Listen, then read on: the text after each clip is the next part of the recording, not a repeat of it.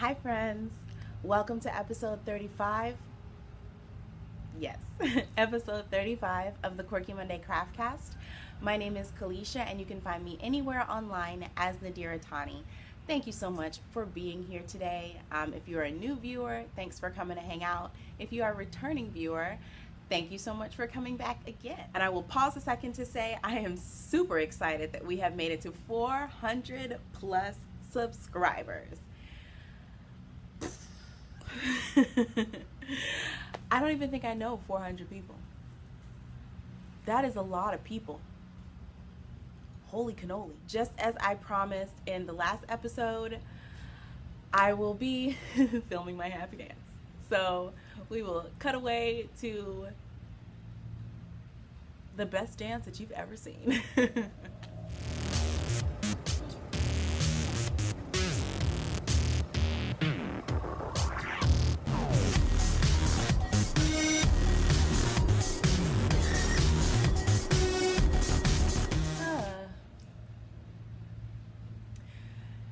So now that you have been blessed with me dancing, we can go on to the episode as it normally is. I'm coming to you today from my home in Central Florida. Today is Tuesday, I believe it's April 17th, and it is a beautiful day. Full disclosure, I did film this entire episode yesterday, but my energy was all off. Like, yesterday turned into one of those days where by the end of it I had a headache because I was clenching my teeth. Like, got called into work, which it's no problem to go to work, but when you're not expecting, to go to work and you thought you had a day off, but surprise, no you don't. Just forget everything you were going to do, do for the rest of the day. So I got called into work, and when I got there, there was a 4 o'clock appointment. I was working from 4 to close, and our studio closes at 7.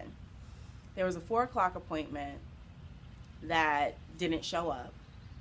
There was a 4:45 appointment that showed up late, and it was mom, dad, and a 6-month-old. Yeah. And not only were they late, they were not ready. The baby was not dressed. And I understand traveling clothes because babies spit up. I understand it. But when you know you're late for an appointment and you know you have to change your child's clothes, and then you come in and you say, I'm here, my appointment was at 4:45, and then you just sit down and you're not changing the baby's clothes, what are you doing? You're just sitting looking? You're looking at yourself in the mirror? No. So I had to basically be like, oh, is the baby ready? No? Okay, go ahead and put the baby's clothes on so that we can start taking your pictures. Okay? And oh my gosh, the baby was not happy from time they walked in. She starts screaming. And then she's doing, like, you know how you can tell, like, infants when they're sleepy. They start blinking slowly. If they get sleepy enough, they're yawning, they get fussy, they're irritable. I'm looking at this kid and I'm like, Mommy, are we close to a nap time?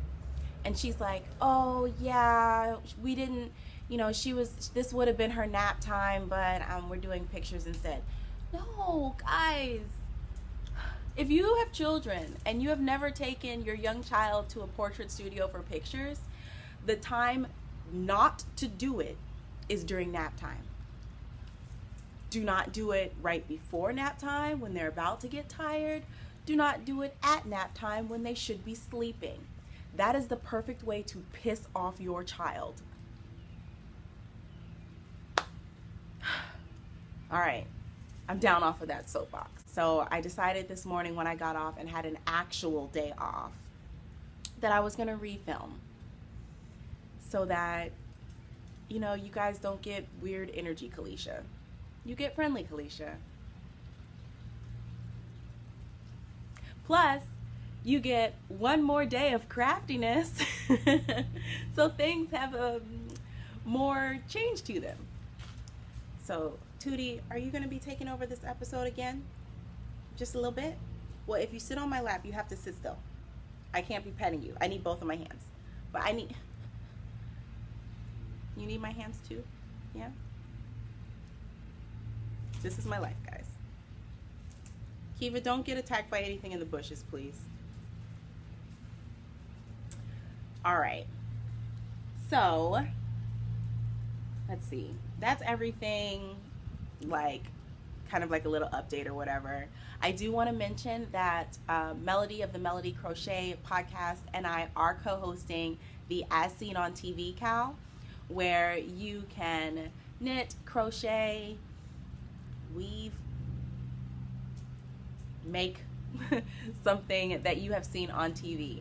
I will be making a blanket, an Afghan that I saw in the background of the movie South Side with You. Can you not? Don't you lick me in the face.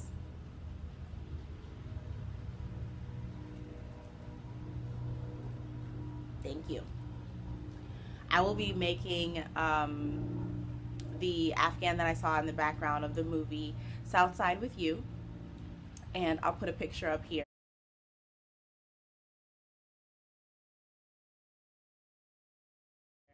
So I haven't found a pattern for this. I'm literally going to be figuring it out from the shoddy pictures that I took of the TV screen. So wish me luck. But that crochet along is going.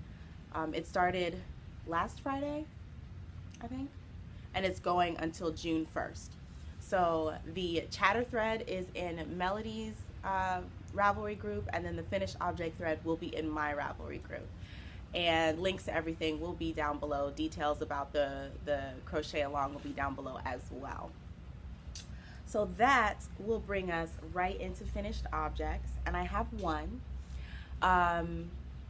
When I wrote my notes, or when I was getting ready to write up the notes for this episode, I didn't have any finished objects. And it is so true when people say that filming a podcast makes you like complete things, because you don't want to be like, oh, I don't have any finished objects this week. Oh, I don't have any finished objects this week. Woo, woo, woo. So I looked at my notes from last week and I thought, what can I finish so that I can have a finished object? And I finished this. And of course, in true Kalisha fashion, the ends are not woven in, but hey, it's all good.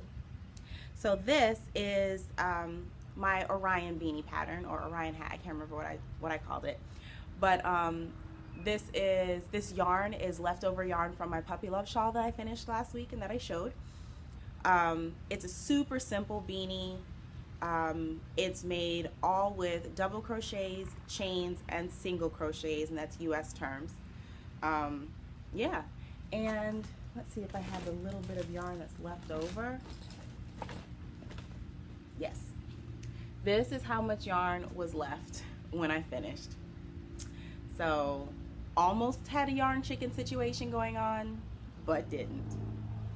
So this this hat, like I said, is one of my designs, one of my like super early designs. I came up with this maybe 4.5, 5 years ago, I think. No, it would have been like 5.5 years ago. But yeah, just a super simple beanie.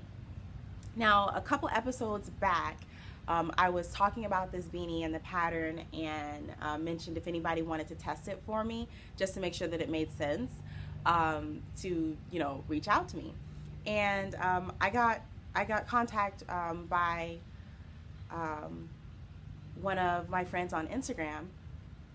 So I sent her the pattern, and she's working it up, and she's emailing me back like, the hat, like the pattern is, you know, simple enough to follow, but the hat is way smaller than expected.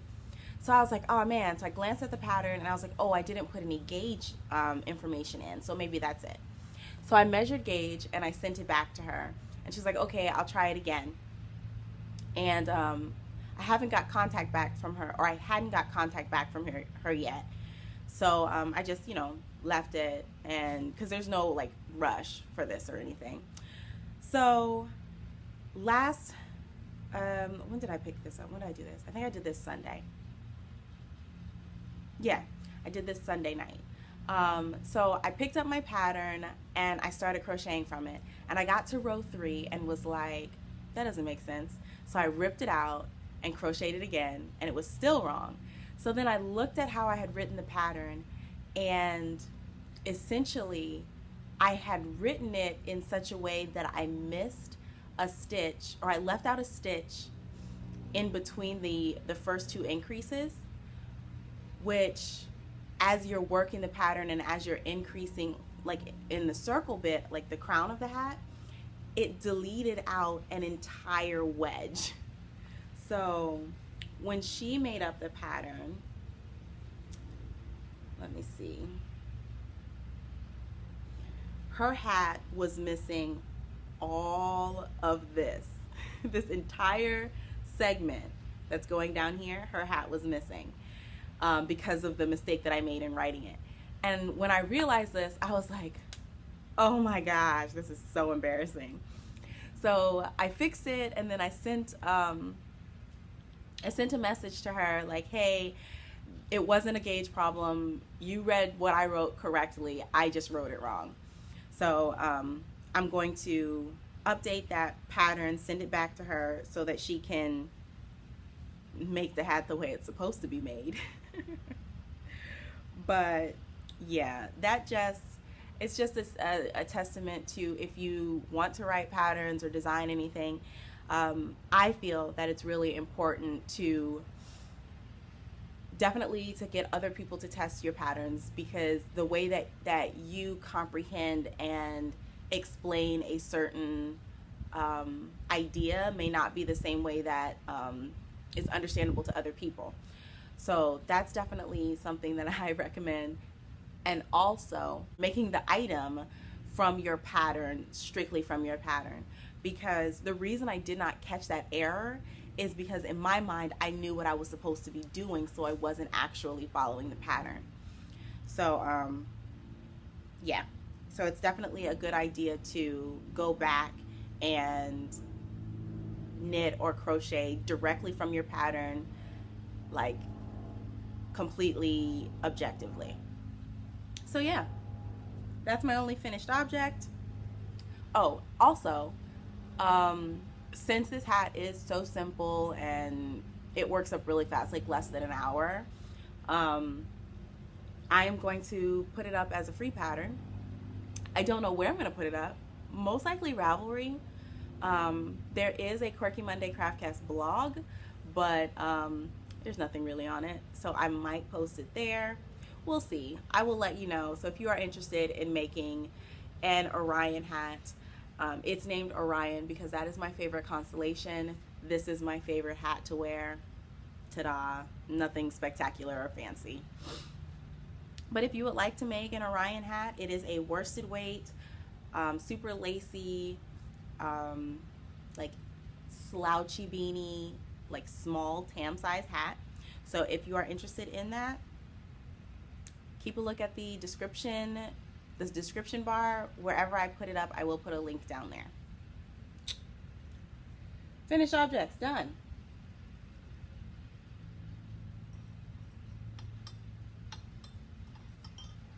I did bring some tea to drink today, and I love this mug. Let's see, can you see it? Eat more whole foods.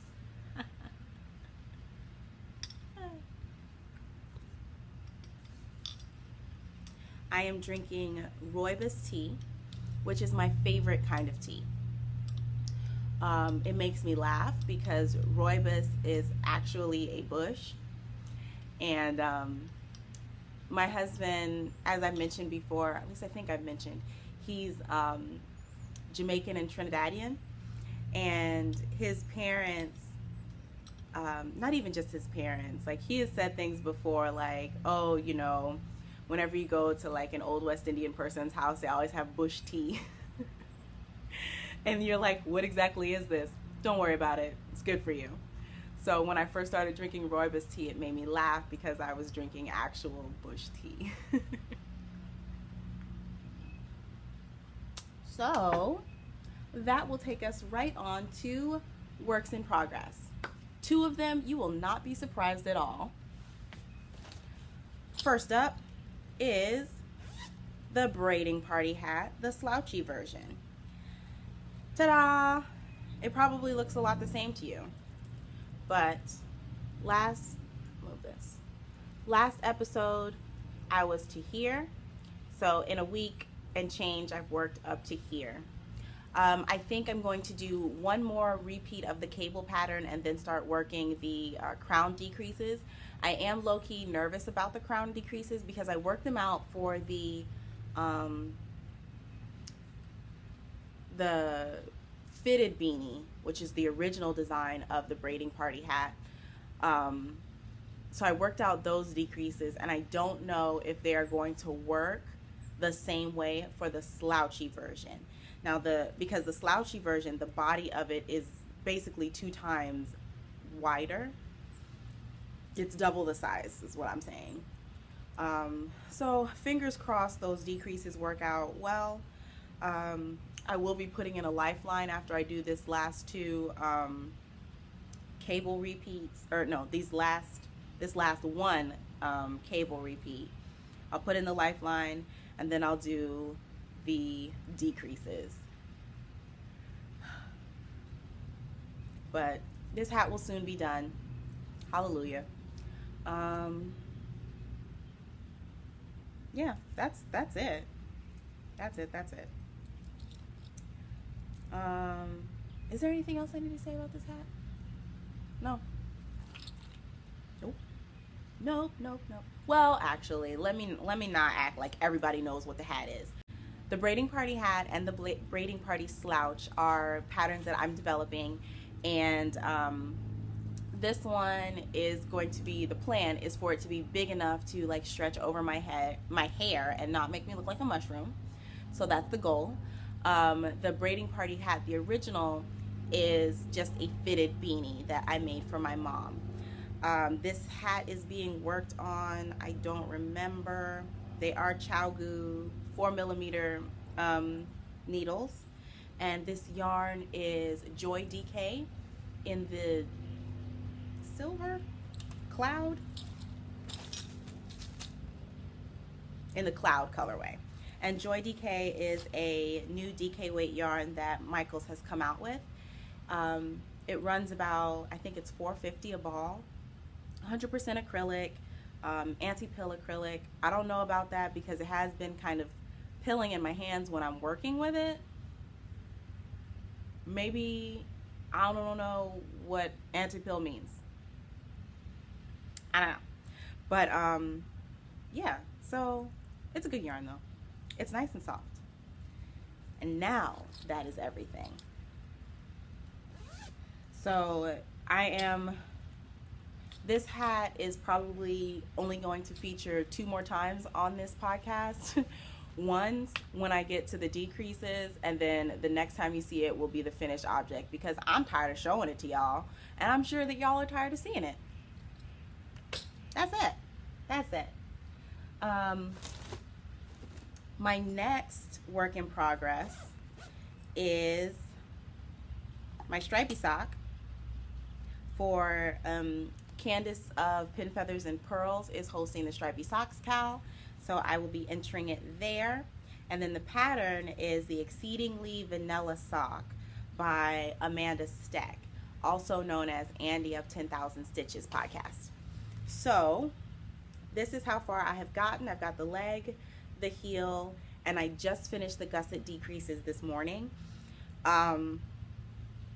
Yesterday when I filmed this, I only had worked like 2 gusset decreases, and in the pattern, Andy has you keep, let's see if we can show it like this.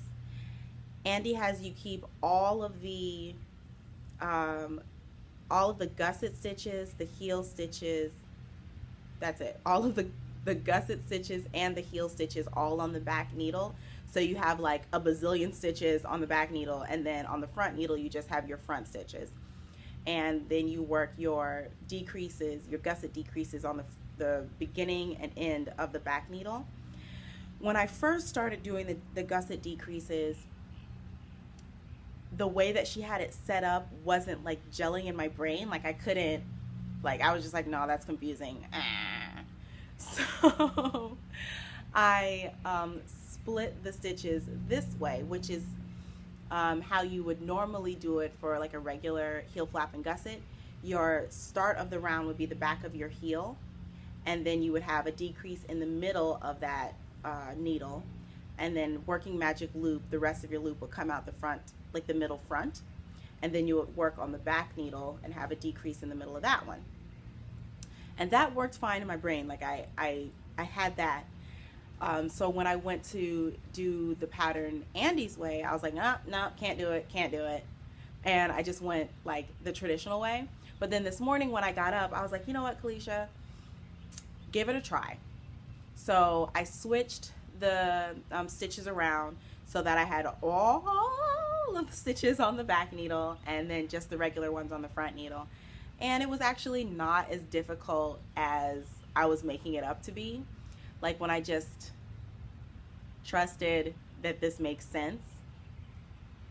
So I don't know if I would regularly do like heel flap and gusset decreases like that,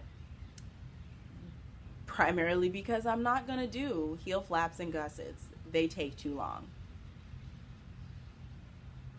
Oh my gosh, they take forever.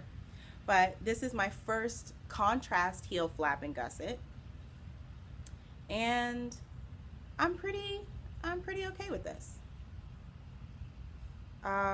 Let's see, one last thing that I wanted to mention.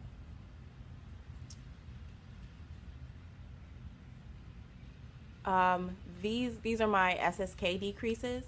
I tried the 2 different versions.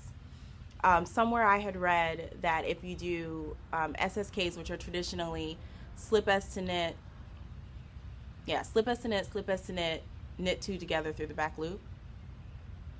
Yes. If you do slip S to knit, slip S to purl, it makes them neater. So that's what I was doing here. And then I changed to regular slip sit knits, and it looks like my regular ones are actually better. So when I was first doing these, I was finding that my regular SSKs were like loosey-goosey and all over the place, but it seems that I've been able to, I guess through knitting practice, tighten those up. So that's pretty cool. And there's nothing else to say about these socks. The colorways that I'm using are, this is Trekking Sport, I think, and the Coral colorway. Trekking Sport, I don't know why it's called Sport, because it's fingering weight, but it says Sport on the label, which is very confusing. But this is Coral, and then this is Knit 1, Crochet 2, I think. Skinny stripes in the Coral Seas colorway. So all I have left on this one is just to knit the foot, and then the toe is going to be the contrast color again, and then I'll start the second sock. Yay! So these will definitely not be shown again until they're finished, because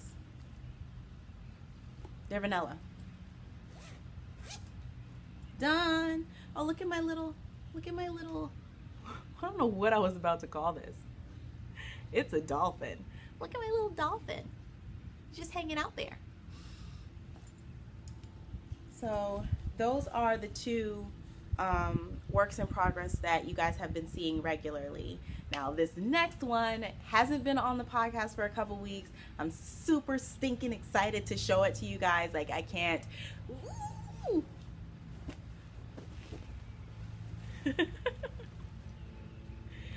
If you're new and have no idea what I'm talking about, you're probably just like, why in the world am I watching this crazy girl? But wait. So this is my green crochet.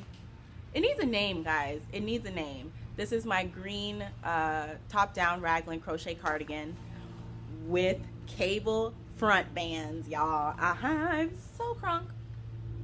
So this is what we had the last time you saw it, just the body and the sleeves. And sorry, I'm working up the dramatic pauses, the anticipation.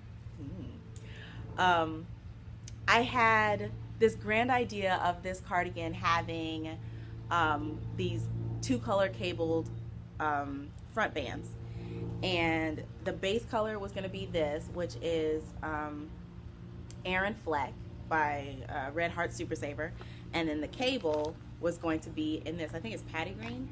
Yeah, Patty Green by Red Heart Super Saver. This green is Kelly Green by Karen 1 Pound, all 100% acrylic from the craft store. Got it all at Joann's. Is that true? Yes, that is true. But I had this grand plan for there to be these beautiful cables, and I was going to design these cables, and I failed miserably. Could not get that cable design thing together. So I was just like, screw it. We're just going to do a regular front band in the Aaron Fleck colorway and just call it a day, because done is better than, what is it? Done is better than perfect? Whatever. I just wanted it to be done. And like a few people on the episode that I was talking about that on commented, and they were like, no, you got this, we believe in you, you could do it. So I was like, okay, people believe in me, so I have to try it again. And then one of the viewers named Judy so awesomely gave me some book recommendations. She recommended 2 crochet cable books, which I'll put the titles at the bottom because I can't remember them right now. And when I went online to pull those up, there was another book called Cold Weather Crochet by Marley Bird.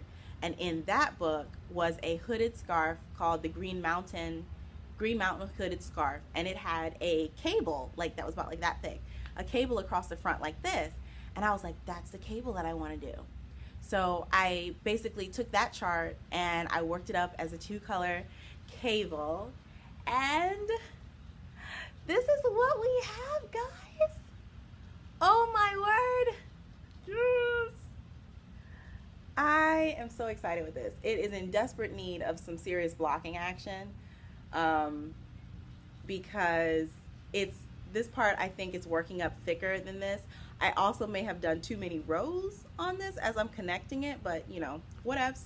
We're going with it. I'm not ripping this back. So far I have done 3 full repeats of the cable pattern, and I think because this is the top, like the top edge right here, I think I'm going to do 1/2 of the repeat and then start decreasing in to go around the back collar. So that decreased span is going to go around to the back corner here, or collar here, and stop. And then I'm going to go and do the cable up the other side and then do the same thing. I'm so proud of me. Oh gosh. Look at it. Oh my word. So proud. And then these are the floats. So it's working up really, really nicely. So the only thing that's kind of like making me a little bit nervous is the blocking situation. So what I'm thinking, because it is acrylic, I will be steam blocking it. I'm going to pin it out to the shape that I want it to be, and then get like a towel and lay the towel over top of it and steam through the towel. And I may even like touch the iron to the towel. Of course, you don't want to leave it down too long because acrylic is basically plastic and nobody wants to melt their hard work. So I think that's what I'm going to do. I'm so very excited about this. Oh, it's hard to show though. It's really hard to show. But yeah, that is my most exciting work in progress. And this cardigan, I need to have it done by April 30th because I will be entering this into Zakia of the Lady Wing the Lady Wing Crafts podcast, she is hosting a spring garment cow. And my original entry for that was going to be the pinwheel sweater, but if you are a viewer, like a longtime viewer, you know the tale of woe that sweater was. If you are not, it didn't go well. It's a blanket now. But this is going to be my entry into that knit along, and I'm so excited about it. I'm so excited. So if you were one of those lovely people that encouraged me and said that, you know, you can do it, go you, thank you. Because sometimes we need a kick in the pants from our friends. So thank you for kicking me in the pants. And of course, it is living in my gigantic project bag, which started its life out as a cushion cover from IKEA. So that's all of my works in progress. And that will take us on to maker plans and stash acquisitions. I have one thing on maker plans, and that is a shawl. So let me grab all of the bits out of here. Yeah. So at the beginning of the episode, I told you how yesterday was like a struggle bus day. And also, I think it was Thursday or Friday was also a really like frustrating days for me, or were also frustrating days for me. Sabbath, I was super, just, my energy was just off, and it was bad off. Like, our choir had to sing, and when we were walking into church, I was like, yeah, no. As soon as the service is over, I'm going to get in the car, because I can't. Like, I started crying in the middle of the first song. It was just rough, y'all. It was rough. But I am feeling a lot better now. But what I did Friday, it was either Thursday or Friday, when I got home from work, I just wanted to be quiet and just do something different that I wanted to do, and just in the quietness. So I decided to dye some yarn, and whenever I just am dyeing yarn with no particular direction, I gravitate to the same colors. And what I'm calling them now, my feel-good colors, are green and yellow. So I dyed these 3. And this one is, what is this yarn? This is Red Heart Heart and Soul, I think. So it's like a 75-25 wool nylon mix. And this is it actually looks like it's coming up true to color. So like a grassy green, and then it has like a little bit like little hazes of more of a yellowy green in there. So it's tonal, and I love it. This one is Knit Pick Stroll Glimmer. This was dyed with Rit fabric dye. This one was dyed with Easter egg dye, like the little color pellets, and you can kind of see, you can kind of see the glimmer in there. This is 75-25 superwash merino nylon stellina, and again, this one looks like it's coming up pretty true to color. Hooray! And then this little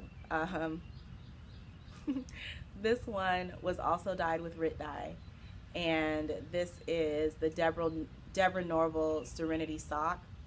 I don't remember the mix of fibers in this one, because there's like a bunch of different fibers. There's superwash merino, there's bamboo, I think, some other stuff, but if I remember, I'll put it at the bottom of the screen. But it's Deborah Norville Serenity Sock from Joann's. But this one, just a more so solid yellow. This one reminded me of egg noodles. So I decided that I loved these together so much that I wanted to make something with them. And then what I also did, I went into my like mini skeins and leftovers, and I pulled this one. This one is actually more orange than it's coming up. Oh, yarn down. This one is more orange than it's coming up. Yeah, like that, right there. So I pulled this, so it'll go on this side, and then this will go on this side, and then this little smidgen is gonna go in there too, because they're very similar to each other. So I'm just gonna put that one down because it's hard to hold them all. But they're gonna go like this, right? And interspersed, or not interspersed, striped through them. Oh, see, you can see the difference there. But striped is gonna be this gray. So, come on, hands, we can do this. This is Cascade Heritage sock, 75, 25, you know, regular sock yarn. But, so that is going to be the color range. I do want to dye like some more yellows, because right now a lot of it is green. I want to dye some more yellows. I'll probably dye a couple more greens, but all of this is hand dyed by me, except for the gray, of course. But this is going to be my Just Feel Better shawl. Primarily, I chose that title because when I was dyeing the yarn, the song Just Feel Better by Aerosmith kept playing in my head. And Sabbath Afternoon, that song kept popping into my head. So this is going to be my Just Feel Better song. Just Feel Better shawl. The idea is going to be to do like 2 rows gray and then 2 rows of a color, and then alternate like that as I work through the colors. And I feel like that's going to be really, really nice. Fingers crossed. Yeah. And I'm excited to start on it because I love these colors so much. Because they are my go-to colors. They are my happy colors. They make me smile. So that is my Just Feel Better shawl.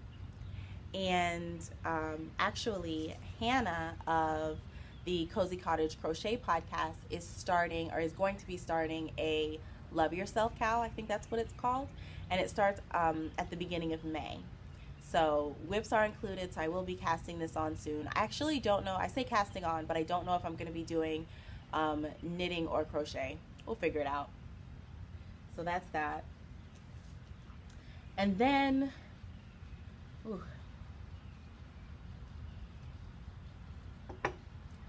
then I went to Hobby Lobby yesterday. I do have a tendency to like retail therapy, like to partake in a little bit of retail therapy when I'm not feeling too hot. So I went into Hobby Lobby because I was like, they have those little bitty, like little looms, like kitty looms. So I want to see if I would really actually like weaving, because I feel like I would like it. So I went in there to get one of those. And lo and behold, everything was on clearance. I was like, oh my gosh. So I got a couple things. I got this bag. Live, love, knit. Yay. And it came with some little notions. So there is a, what do you call it? A bent tapestry needle in here. Some point protectors, some cable needles, and then a bunch of those locking stitch markers. So that came in there. That was on clearance. And I picked up this. So it is a travel weaving loom, a 6x8 one. It was originally $12.99. I got it on clearance for $3.25. So I was like, this is the best way to try out something that you don't know if you're gonna like. Clearance. So it only comes with the loom, the tapestry needle, like the big weaving needle that goes through the loom, and like a little canvas bag to put it in, because this is marketed as like weave on the go. Okay. You didn't have to tell me twice. So You can see some of the little projects that they've like done with this. I looked at the instructions. It looks pretty simple. On a complete side note, look, black people hands. I was like, yes, for this representation. So I got that. I'm sorry, guys. I get excited when I see stuff like that.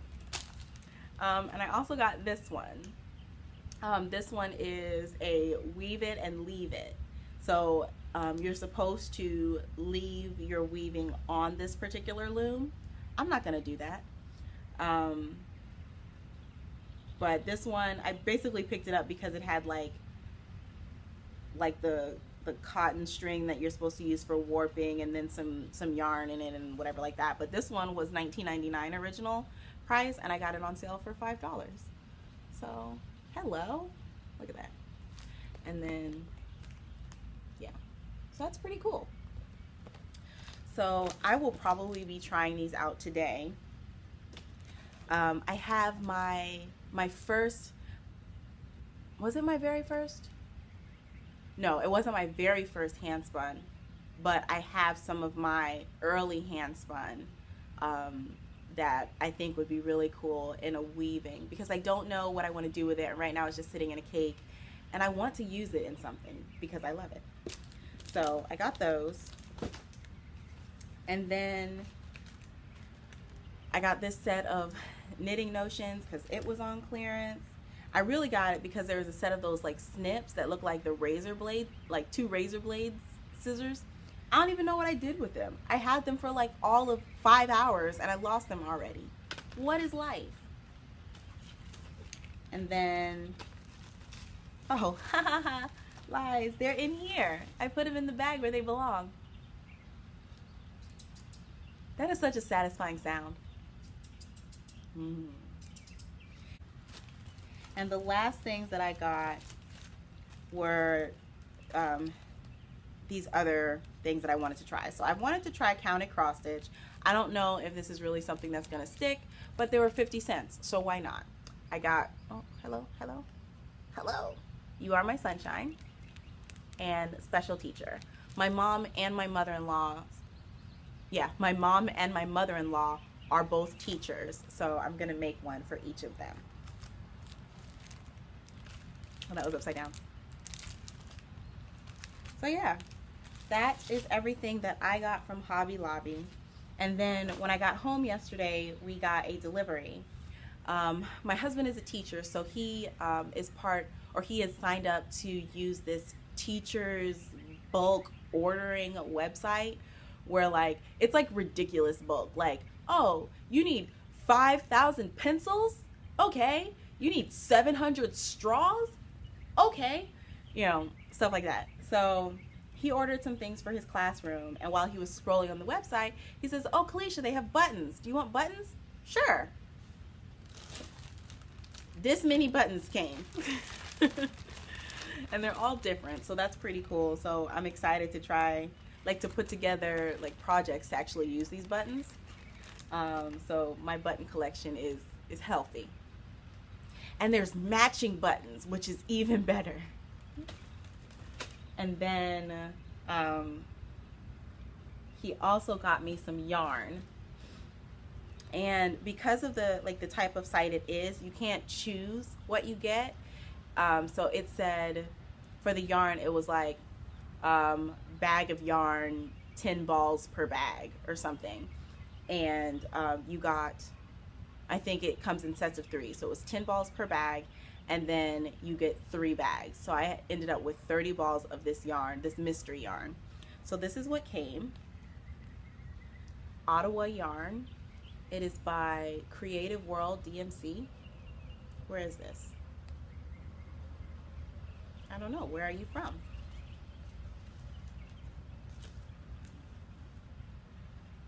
It does not say.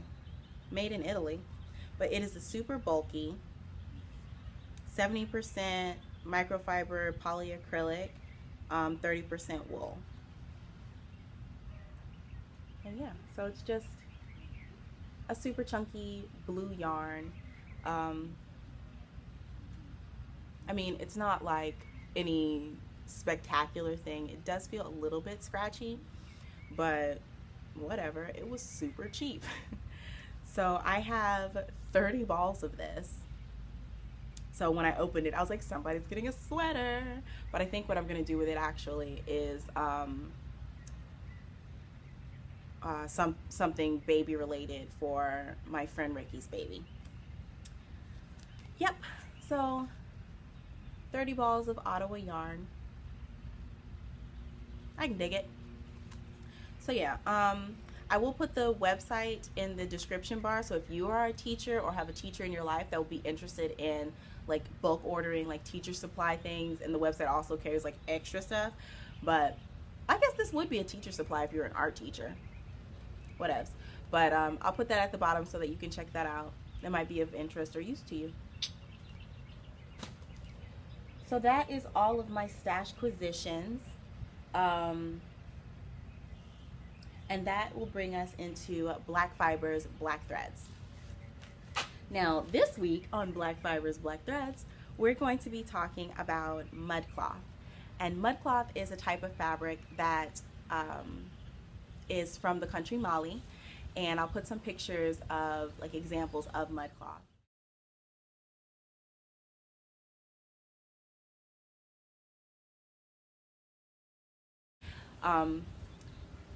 I'd seen this fabric, you know, like on and off as you're like looking at African fabrics or whatever like that. It tends to pop up. But I guess the point where it really became something that I wanted to have in my life and I wanted to read about and research about and find out more about was actually a piece that I saw in JCPenney, right? So every day when I'm walking to the studio, I pass by the furniture department, and in the furniture department there's this stool. And it's just it's just a regular stool with like little legs like that, like crossing legs, and it has a cushion on top, and the cushion has mud cloth symbols on it. And mud cloth symbols are such that when you see them, you recognize them in such a way of that is something that's an ethnic something. I may not know exactly what it is, but it is an ethnic something. So I decided to do some reading on the symbols and what they mean, because one of the things that I find important, especially when it comes to the use of cultural symbols and the use of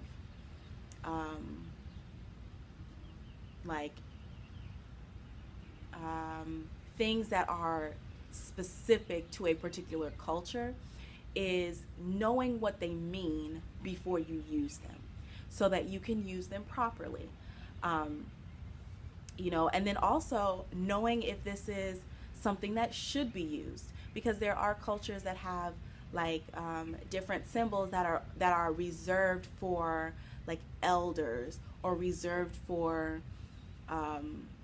religious practices that you just don't want to be using all willy-nilly. And I feel like it's very respectful and proper to research these things if you're interested in it. Okay, so I did some reading up on the different symbols, and there's lots of different symbols that are used in mud cloth. But before I get into that, let's just talk briefly about the way mud cloth is made. So mud cloth is basically a type of cloth that is, we'll say decorated using muds, like actual mud with like different pigment properties in it. So the fabric will be dyed like a flat color, and then the symbols are put onto the fabric using the mud, and then that's left to dry. And then when that dries, it's created the pattern in a different color. So you get these earthy, warm tones that are indicative of, or that are distinct to like something that's naturally dyed.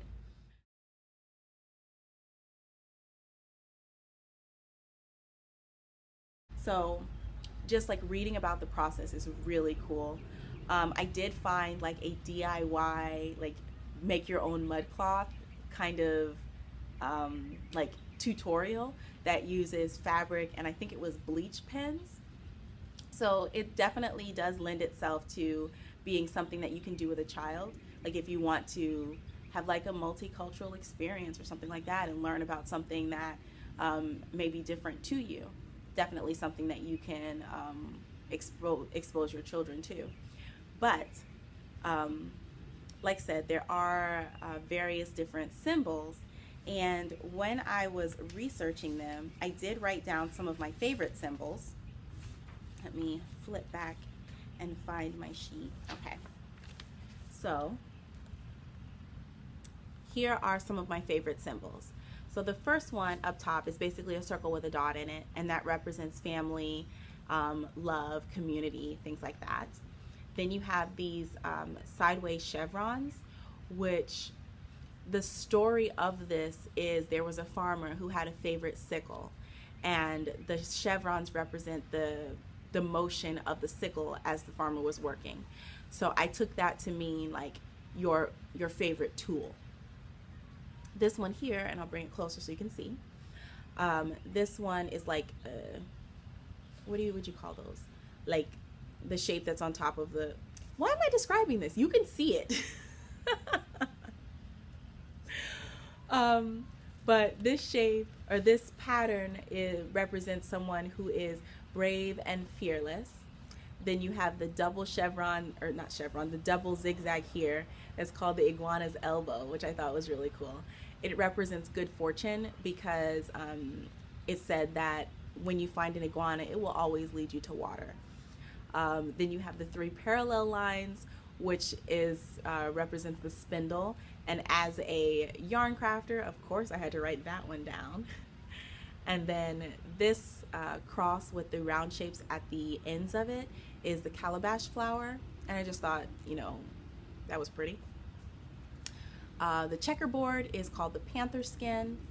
And this shape, which I'm not entirely sure how to describe it for you, but you can see it.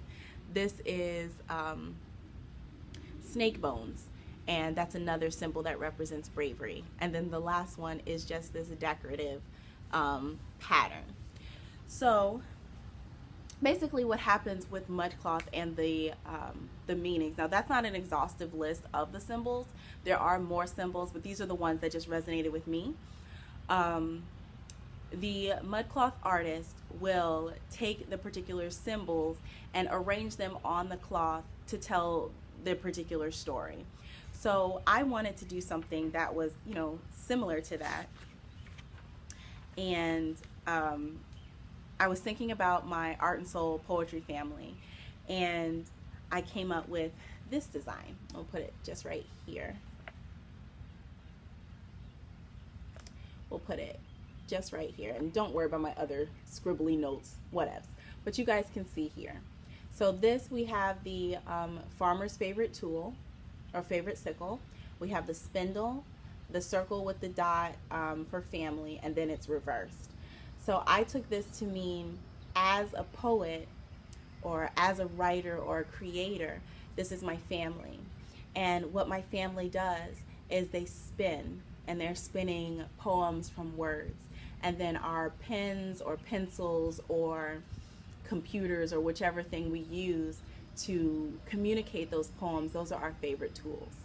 So that's what this means to me. So this is a mud cloth symbol story about my family, my Art and Soul poetry family. And I really like that. I did it on a grid.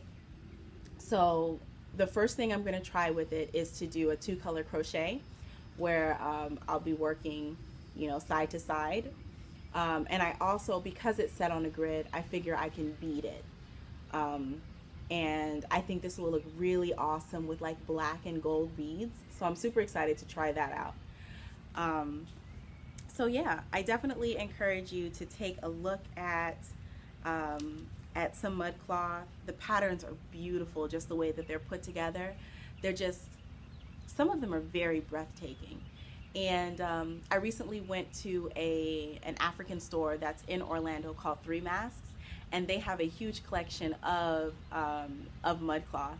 So I'm gonna be saving up to get myself a piece, because whenever I see it, I just feel this sense of awe, and I really would love to have a piece of that in my home. So yeah, that is everything for Black Fibers, Black Threads. And yeah, I guess we will move on to life and whatnot. So originally I wanted to do something like, oh, let's talk about thrifting, because I have been thrifting a couple times recently. But after yesterday, I definitely wanted to talk about the importance of self-awareness. So I say that to mean the importance of checking in with yourself emotionally and mentally. So yesterday, like I said, I was very frustrated. I just was very, like, I felt like this all day long. And I don't like to feel like that for a really long time, because I do know that if I give in so much to negative emotions, it has a way of kind of spinning out of control and sending me into a downward spiral, and nobody really wants that. So when I woke up in the morning and I knew I was kind of like, and then I got called into work, and I felt myself going like, so what I do a lot of self-talk, a lot of like talking to myself as if I'm another person, like, hey, you know, what is it that you're feeling right now? All right, let's talk about what you're feeling. Why are you feeling this way? What can we do about this?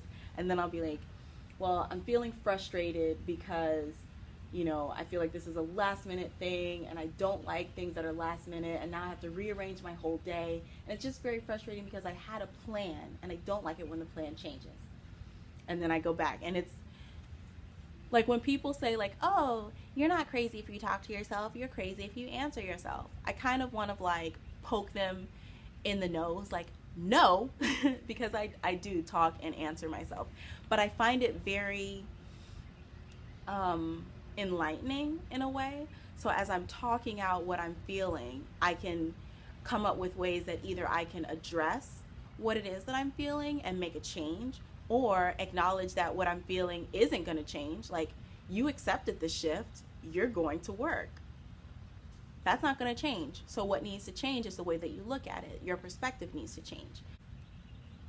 So it's very important, at least for me, to be aware, like very aware of how I'm feeling about certain situations, knowing how to behave in those situations that's going to be the best for me. So for instance, on Sabbath, I knew that I wasn't feeling, 100%. And I decided that even though I'm not feeling 100%, I made a commitment to sing in the choir. So I went with the choir, I was singing, I was doing my best, even though I did cry, and I was like, at some points kind of like losing myself a little bit. I was able to pull myself together enough to finish the songs, to fulfill my commitment, because that is important to me. And I knew that after the service, typically at my church, people mill around a lot, and there's a lot of talking and happy Sabbath, or how was your week, and da da da, and like people just in your space a lot. So I knew that, okay, I'm not going to want to do that. So I need to be aware of myself and my feelings enough to say, okay, Kalisha, you need to remove yourself from this situation so that you can center yourself, so that you can refocus yourself, so that you can be a better version of yourself right now. And if you're not able to recenter, and you're not able to feel better, and you still feel like crud, then just take a moment and do that. You can sit in the car, you can have that time, that is okay. So it is very important for me in my self-talk and in my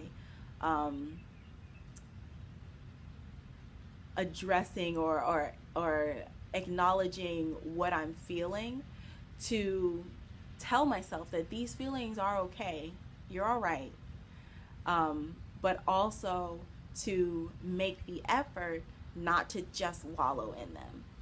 And sometimes, man, I just want to wallow in it. You know, you just want to be like, I'm actually going to share, like, I was writing yesterday while I was at work, and I'm going to share the piece that I wrote. It was 2 pieces. I shared them, or I'm going to share them with you, but they just speak to wanting to be like that kid who has the temper tantrum and just throws everything on the floor, and you don't want to pick it up. You know, you just want to be like, blah, that's it, I'm done. But also acknowledging the fact that even though you feel like that, you are an adult and you can't just lay out in the floor and cry. You can have a moment. Feel free. But just remember that when that moment is over, or when you have taken the allotted amount of time that you have given yourself, then you need to get back up. So I guess I will share those pieces. I shared them on Instagram, so if you follow me on there, you've already seen them. But the first one says basically what I was just saying. I tried to balance myself today.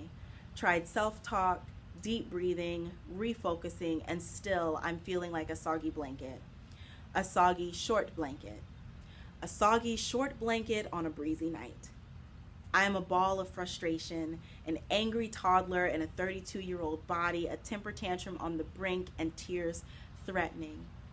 I give up on trying to fix this. And that piece was how I was feeling in that moment. Just like, I can't do anything to fix this. The whole day is just shot to hell. Oh well.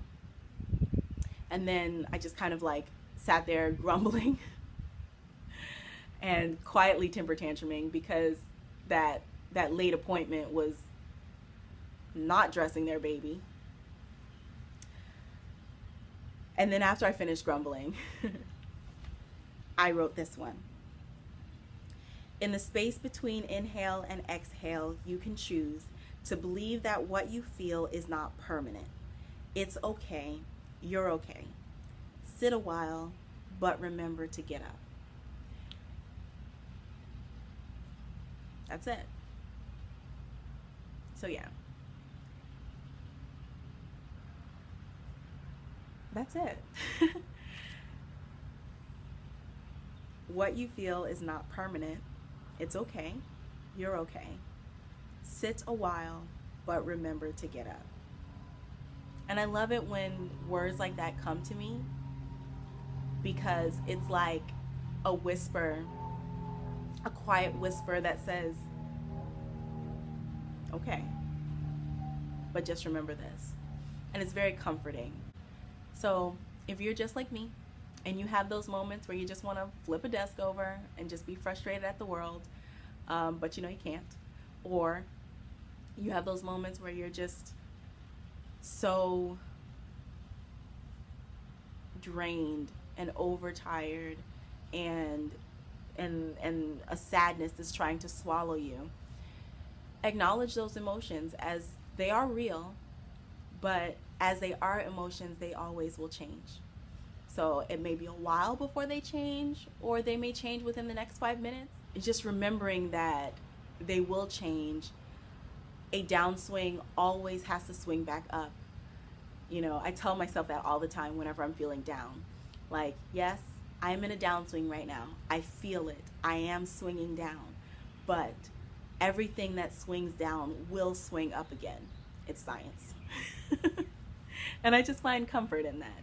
So I hope that in this little chat about being aware of yourself and aware of how you're feeling, I hope that you found comfort and you have found a reassurance of the fact that you are okay in whatever it is that you're feeling right now.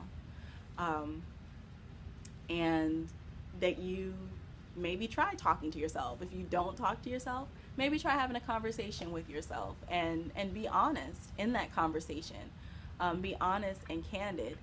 Sometimes saying things out loud is a very good way of working through them, or at least so I found. So that's everything for today, guys. I love you. Thank you so much for being here. Leave a comment down below of something good that's happened to you this week, so that we can share out that positivity. But yeah, have a wonderful week. Have a great weekend. And thanks again for being a part of my universe.